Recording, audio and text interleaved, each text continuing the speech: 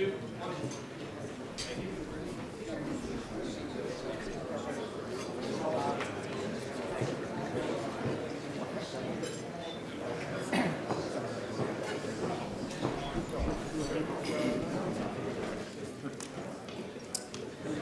we hope you all enjoyed your meals. We'll get the program going again. We have some of the busiest people in the world in the room, so we want to be a good steward of your time. I mentioned earlier that Irish Americans have left an indelible mark on American history. And I had a few facts I wanted to share with you this afternoon to have you consider these. Irish men and women have taken up arms among American soldiers. They've made unmatched contributions to music and literature and the arts, and they punch well above their weight in American government. Many Irish nationals played an essential role during the American Revolution.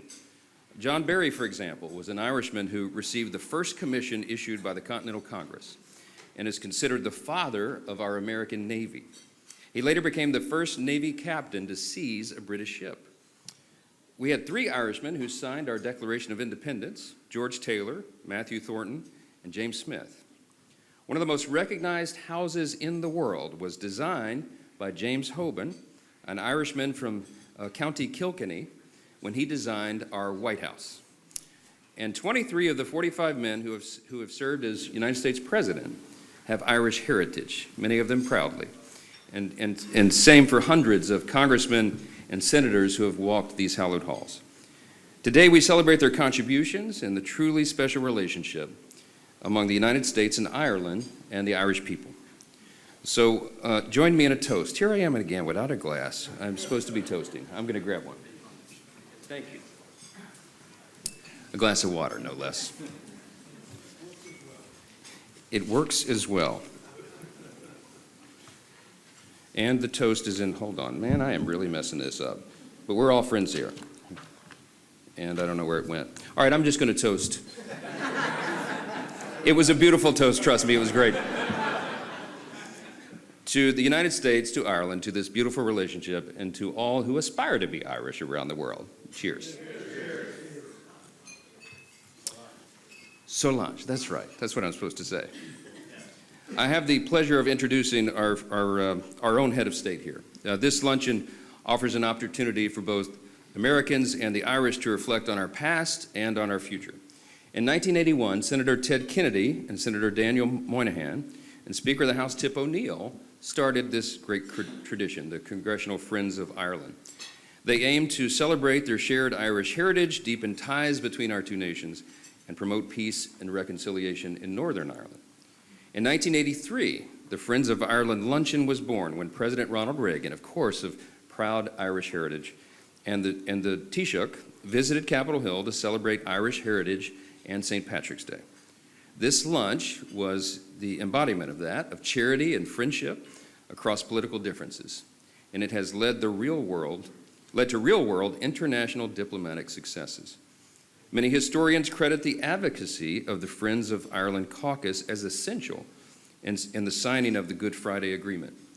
And we welcome continued efforts to promote and preserve this agreement and promises of a bright future for the Friends of Ireland.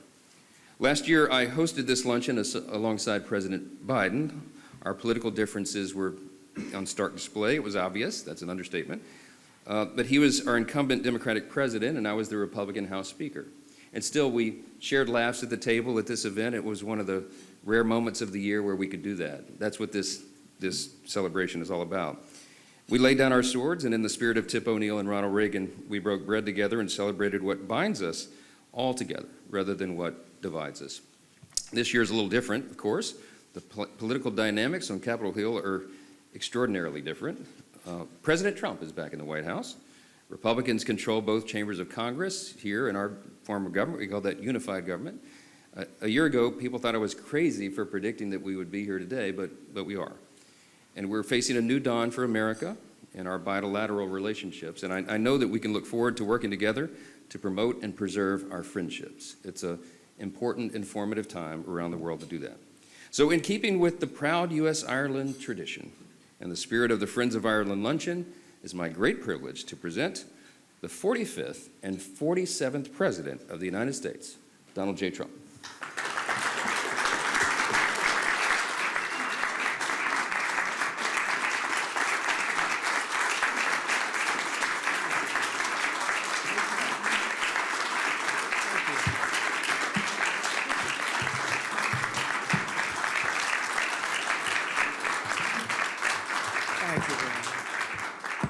Thank you very much, everybody. It's a great honor. I've been here just about every time. We had one that was terminated because of a thing called COVID. I don't know if anybody's heard of that, but that was never pleasant. And we would have been together twice, but we had COVID interrupted twice, and I appreciate seeing you again, however. And you've done a fantastic job. We very much appreciate you being here. And I also want to thank my new friends from Northern Ireland for being here, who I just met. Thank you very much. Great honor. Great honor. And I must say they spoke very well of you. So that's good. That's good. And great to be with you. And thank you to Speaker Johnson, and thank you to all of the members of Congress who are here, quite a few, most of which are Irish, most of whom are Irish. And we welcome Taoiseach, and I love the name because Micheal, but it's Michael. I said, how many people call you Michael? It's exactly Michael. I said, he said, about 50%. I said, do you get upset when they do? He said, no, but I'm going to call you Micheal because that's the way it is. Martin, who has really been terrific. I've been with him quite a bit. I've spoken to him quite a bit, and we're going to have no problems. And his wife, Mary, we welcome you to America. Fantastic people. And it's really a wonderful annual tradition being here. We're also grateful to be joined by Irish Ambassador to the United States, Geraldine Byrne Nason. Where's Geraldine? Hi, Geraldine. Thank you very much. And the entire Irish delegation. And I know we're a little bit, everybody's a little bit late today, but that's okay because we're celebrating the Irish, and I think it's okay we're a little bit late. I also want to congratulate a friend of mine, Ed Walsh. He's a great golfer. He's a championship golfer, actually. Not quite as good as Rory, but that's okay. But he's right up there. He's won many club championships, and he's one of the best golfers you'll ever see. And congratulations, boy, you're going to have fun over there. He's going to be the ambassador to Ireland. So congratulations, Ed. Well, maybe it is thanks to me, but you're going to have a good time. You're going to represent us well. He can do most of his business on the golf course, too. That's so nice. But he's got the best job of anybody. And I really appreciate so many of my friends being here. So many great friends are here. This afternoon, we're gathered to celebrate the deep and abiding ties of history, family, and friendship that bind together Ireland and the United States of America. The Irish-American patriots have been part of our national history in our country's earliest days. Amazing history they have with our country. Irish Americans fought heroically in our war for independence, served with honor in the crucible of the Civil War, and won fame and valor among Theodore Roosevelt's famous Rough Riders. They were Rough Riders. By some estimates, more than 2,000 Irish-American warriors have earned the Congressional Medal of Honor. This is an amazing statistic because who would ever think that's even possible? It's more than 50% of the medals of honor were won by the Irish. I'm going to have to check that. That sounds like, that's an awfully good statistic. We're going to have to check what's going on over there, huh? But that's an amazing statistic, actually, 50%. This includes the great Audie Murphy, the most decorated enlisted soldier in American history, whose service in the Second World War earned a Medal of Honor, 2 Silver Stars, a Bronze Star, 3 Purple Hearts, and the Legion of Merit. Quite a person. Became a movie actor. The movie actor stuff wasn't quite as good as the soldier that he did, but he was great. Became a very famous person, actually. America has truly been blessed by the courage and unstoppable spirit of the Irish. Over the generations, Americans of Irish ancestry have helped build our railroads and raise our cities and man our factories, enrich our culture with art and music and literature. We see that all over. And protect our communities by joining the proud tradition of Irish-American police officers and firefighters. And few have done more for the Stars and Stripes than the sons and daughters of the Emerald Isle. And I can tell you, I know your father was a great boxer, and they have a lot of good fighters. I know so many Irish fighters. They like to fight. And they're damn good at it, too. But his father was a great fighter, actually. So that means genetically I'm not going to mess around with you. You understand? I'm a believer in that. But as you know, on Monday, millions of Americans will celebrate St. Patrick's Day. We love St. Patrick's Day, maybe especially in New York. Hundreds of thousands of citizens decked in Irish green will parade through the streets of Chicago, Boston, Philadelphia, and of course New York, a sight that I've witnessed many, many times. In Manhattan, the people will stream up Fifth Avenue and march past the magnificent, I see it so much, and I love it, especially when you're looking down upon St. Patrick's Cathedral, because it's, to me, one of the most beautiful cathedrals in the world. And it's a monument not only to God, but also to the patron saint of Ireland, patron saint.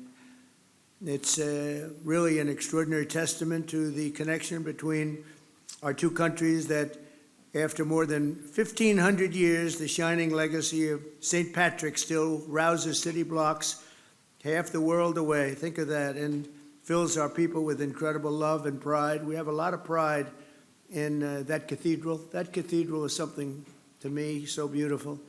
I think maybe my favorite, they have larger, you know. It's very large, but they have larger, but I think it's truly one of the most beautiful. The Irish spirit is truly alive and thriving in America, and as we see today, the friendship between our nations is strong and it's really unbreakable, and that includes all of you, you know. It's all of you. We love you all. So Taoiseach, I want to just thank you once again for being here. It's an honor, and hopefully we're going to be doing this at least 3 more times, okay? We're going to be doing this 3 more times, at least. And when I say at least, they go absolutely crazy. So thank you very much for being here. Mary, thank you very much for being here. It's a great honor. Thank you. Thank you, Mr. Speaker. Thank you, everybody. Thank you.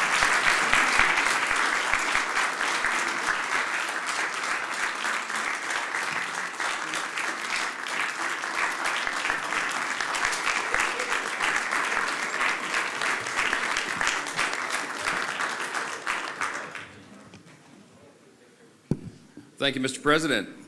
Our next guest is not a stranger to this event. However, this is actually the first time we have the privilege of welcoming the Taoiseach Micheal Martin. I said that right. We were talking about that. So I'm Michael too, but that's how we say it very plainly and boringly in the U.S. And it's the same name over there. It's Micheal. I like it a lot better.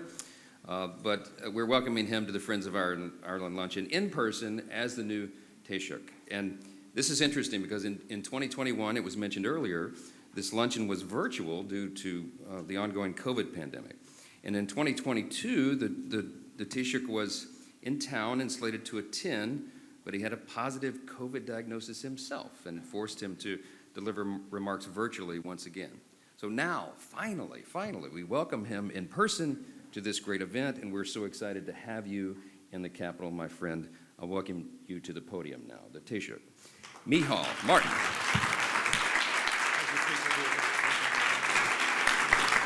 Thank you.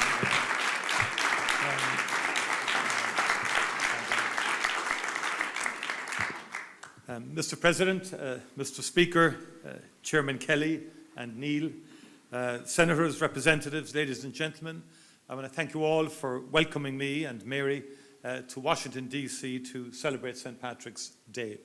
And it is a good feeling to be COVID-free and to be here on that day. But may I in particular say I'm pleased also to be joined with the Deputy First Minister from Northern Ireland, Emma Little-Pengelly. Very pleased to have you here, Emma, as well.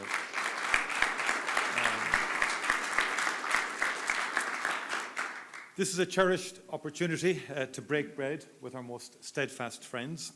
And as has been said, it's now more than 40 years since Speaker Tip O'Neill invited President Ronald Reagan to the Capitol for the first St. Patrick's Day lunch, and thus began a very proud tradition which I am honoured to continue today in your esteemed company. President Trump, thank you for joining us today to mark our National Day. You are a great friend of Ireland, and by the way, all those statistics that you quoted are absolutely verifiably true. Okay. I also know, President, that there's one small corner in the west of Ireland, a beautiful and remote part called Doonbeg in County Clare, which holds a very special place in your heart. and we hope to welcome you back to our small island and indeed to these particular greens very soon. Speaker Johnson, once again, you have graciously gathered our dear friends in this august house to mark St. Patrick's Day. You too are a true friend of our nation. We thank you for your hospitality in what is a very busy week for you. For centuries now, America has been a place of welcome and opportunity for Irish people. Our nation's green has been threaded through the rich tapestry of the United States by almost 32 million Irish Americans. Their forebears left a very different Ireland to the one we know today. Many were fleeing the grinding poverty and terrible hunger which blighted Ireland in centuries past. They left in desperation, but also in determination to forge a brighter future for their children. They channeled that commitment into building stronger communities and ultimately a stronger nation, this great nation. Many of their descendants are with us today, true friends of Ireland who continue to work tirelessly for a future of peace and prosperity on our island. Indeed, we need look no further than the co-chairs of the Friends of Ireland caucus. Our dear friends, Congressman Neil and Congressman Kelly's bold leadership and vision unites Irish American members from both sides of the aisle through the Congressional Friends of Ireland caucus. Throughout our troubles, the Friends of Ireland, Republican and Democrat alike, held fast to a vision of Ireland not marred by violence or terror.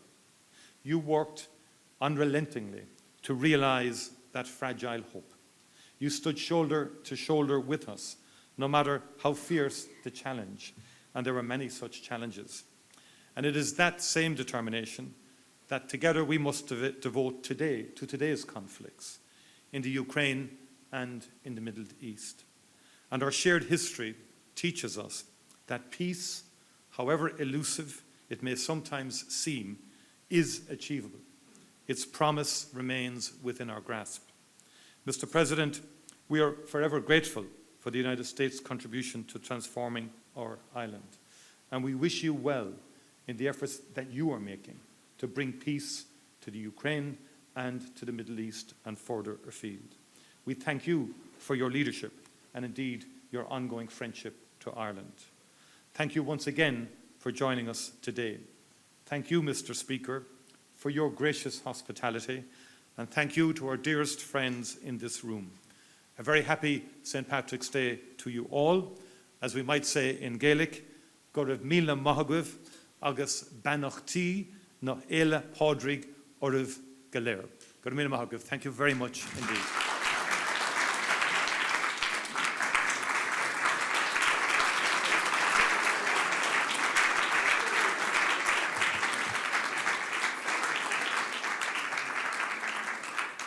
Thank you again, Taoiseach, and thank you, Mr. President. I am very excited because we have a special treat for you all today.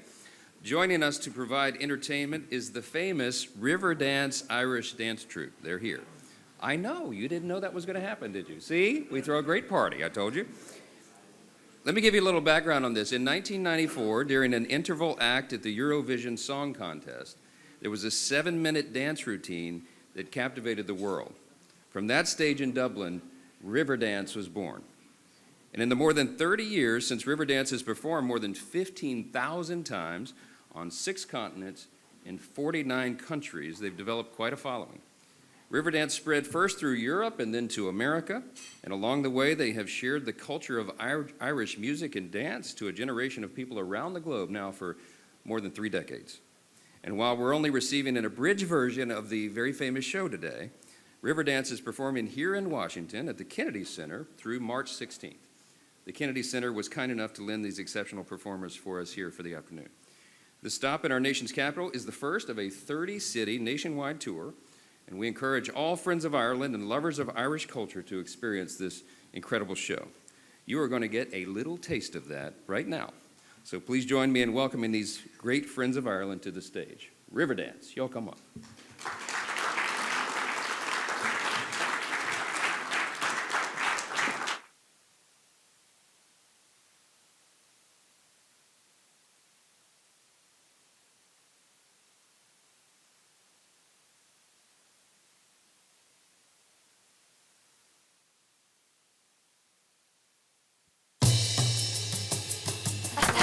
tears had gone on her, 1,000 tears had gone on her, and she was stuck on dancing. She was stuck on dancing, and her muddied name was Mississippi, Mississippi, on Olivia, Mississippi, Mississippi, on Olivia, River, Sippy, River, Sippy, on Olivia, River, Lippy, on Olivia.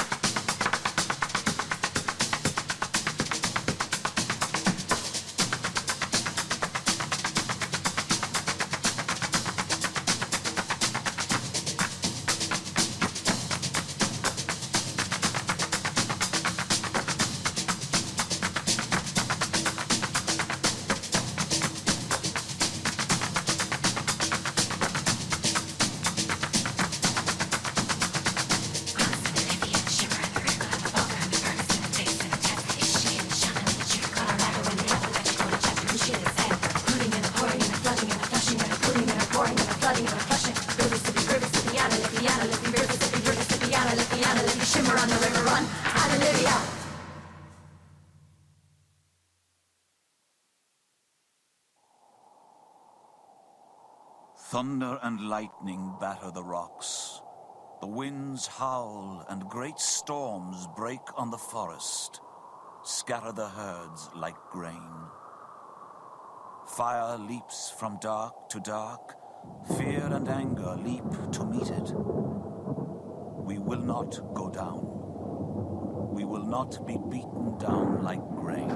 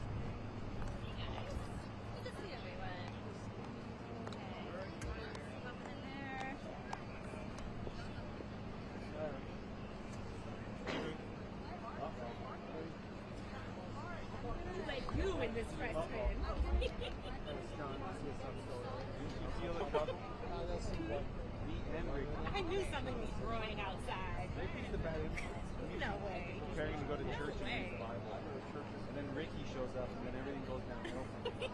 It's a bad influence, and I'm weak. My nonna warned me about people like Ricky. Green on the thing. Everybody's like, is it wicked inspired? I was like, no, it's Prince of Ireland. What? See? Seriously, people like. Oh, no, I mean. Oh, my dress, yeah.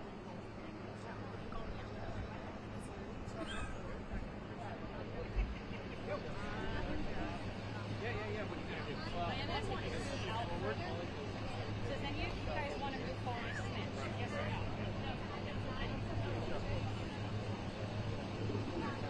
But just in case.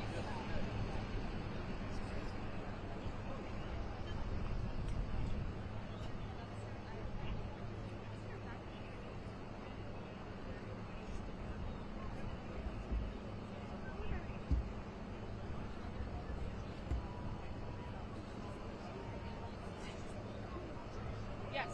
I thought I heard my name.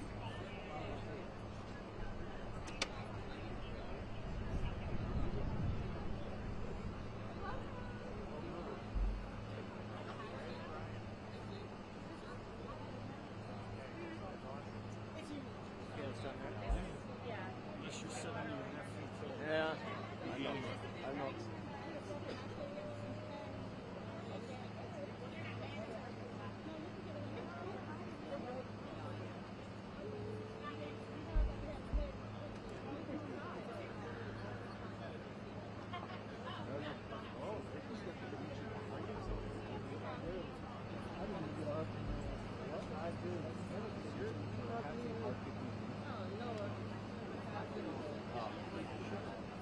There is an Arctic museum.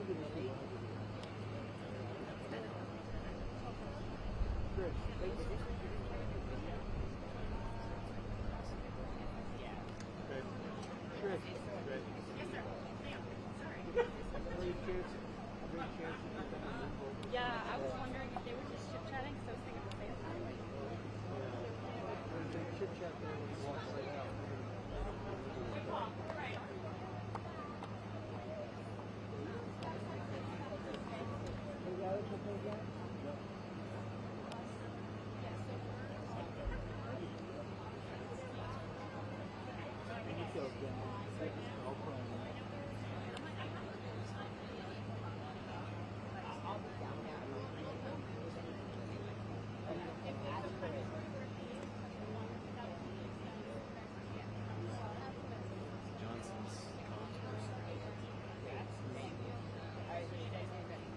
Thank you. Yeah, thank you. Good? Where shall we win? And then let me make sure you're right here. You tell me if we're... Yeah, if they're around the corner, yeah, you guys can't get what we need from there, so that's not going to so. You're in the shot. And just jump into the... Yeah. You're the sun getting hot. You're in a live shot.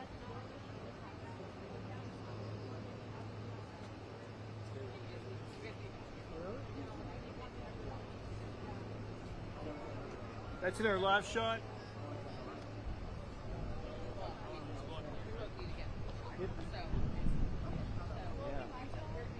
Excuse me. You're all in our live shot.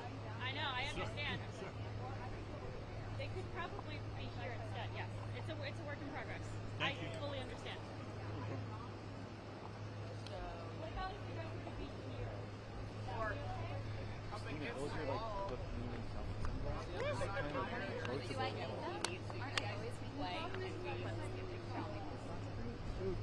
That's even worse, guys. That's not. Hey, that's worse. Is that worse? No. What if they're here? No. That if they were like in line with Works for one person only. Yeah. I mean, he's going to step in like next to us. They're going to go here eventually, yes. That's the idea. It's better up by the wall. Then they'll all be in the shop. Okay, so they care? Yeah. So, I mean, you know. I care, honestly, I care so much about video. Like, yep. You're good. And again, where do you need to be?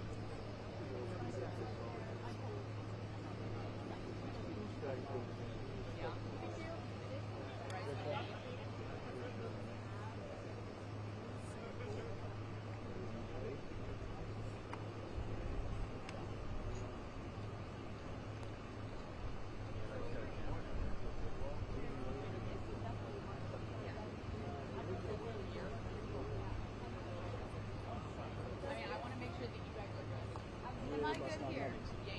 I think a majority. Are you all good if they are right here? Good, yeah, everybody I would needs to be think- behind her.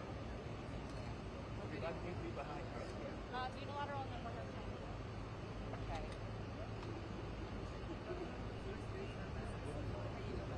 So congressional press.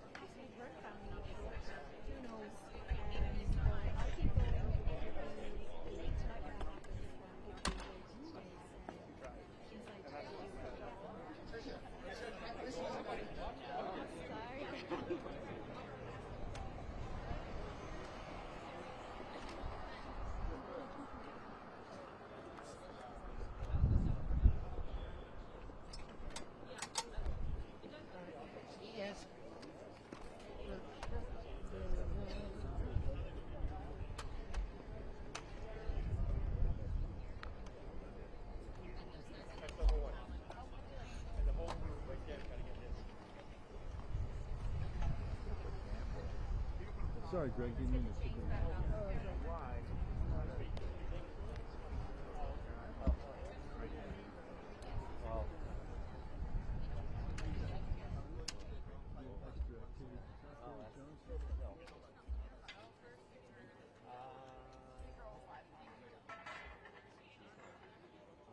Yeah, CPUSA doesn't really do live files, surprisingly.